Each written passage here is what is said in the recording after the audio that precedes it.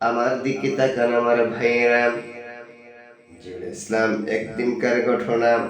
হযরত জিবরাইল আলাইহিস সালাম এসে বলেন, ইয়া রাসূলুল্লাহি, ইয়া হাবিবাল্লাহ, ওগো মায়ার নবীজি, ওগো দয়ার নবীজি। সুবহানাল্লাহ। ওগো মায়ার নবীজি, আমি আমার সৃষ্টির পরে ১০০ বছর পর্যন্ত একইভাবে দাঁড়ায় ছিলাম, কিন্তু গো নবীজি কি করব, কোনো উপায় বুদ্ধি পাচ্ছিলাম না।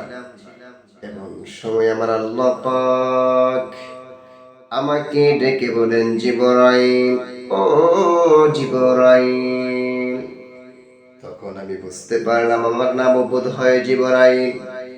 আমি আল্লাহকে বললাম, লাব্বাইকা ইয়া আল্লাহ, লাব্বাইকা ইয়া রাব্বানা। আল্লাহ আমি উপস্থিত, আমি হাজির।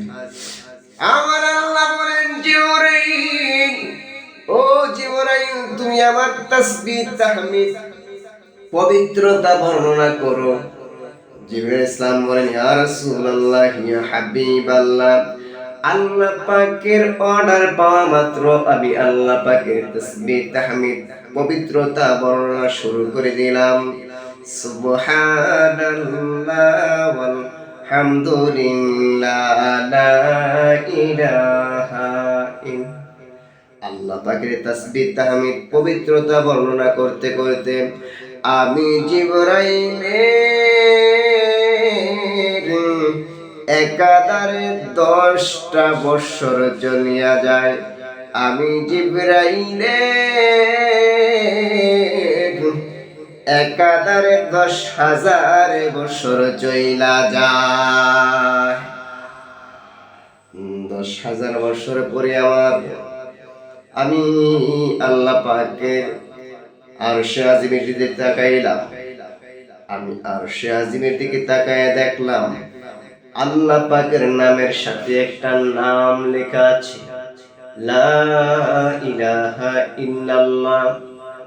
আমার লেখা আছে মুহাম্মাদুর রাসূলুল্লাহ, একসাথে কালিমা, লা ইলাহা ইল্লাল্লাহু মুহাম্মাদুর রাসূলুল্লাহ। আমি অবাক হয়ে গেলাম, তাকিয়ে রইলাম, ব্যাপার কি? আল্লাহর নামের সাথে এইটা আবার কার নাম? আল্লাহকে জিজ্ঞেস করলাম, আল্লাহ, তোমার নামের সাথে এটা কার নাম? আমার আল্লাহ ডেকে বলেন, জিবরাইল, ও জিবরাইল, এইটা হচ্ছে আমার বন্ধু, আমার দোস্ত, আমার বন্ধু, আমার মাহবুব, যাকে সৃজন না করিলে আমি আল্লাহ পাক আরশ, কুরসি, লৌহ কলম কিছুই বানাইতাম না। ইনি হচ্ছেন আমার দোস্ত নবী মুহাম্মাদুর রাসূলুল্লাহ সাল্লাল্লাহু আলাইহি ওয়াসাল্লাম। ইয়া রাসূলুল্লাহ, ইয়া হাবিবাল্লাহ। জিবরাইল বলছে, ইয়া রাসূলুল্লাহ, ইয়া হাবিবাল্লাহ, যখন আমি জানতে পারলাম যে আল্লাহর নামের সাথে আপনার নাম, তখন আমি আপনার উপরে দরুদ শরীফ পাঠ করতে লাগলাম। ইয়া রাসূলুল্লাহ, ইয়া হাবিবাল্লাহ, আমি আপনার উপরে দরুদ শরীফ পাঠ করতে করতে আমার আবারও চলে যায় একাধারে 10,000 বৎসর।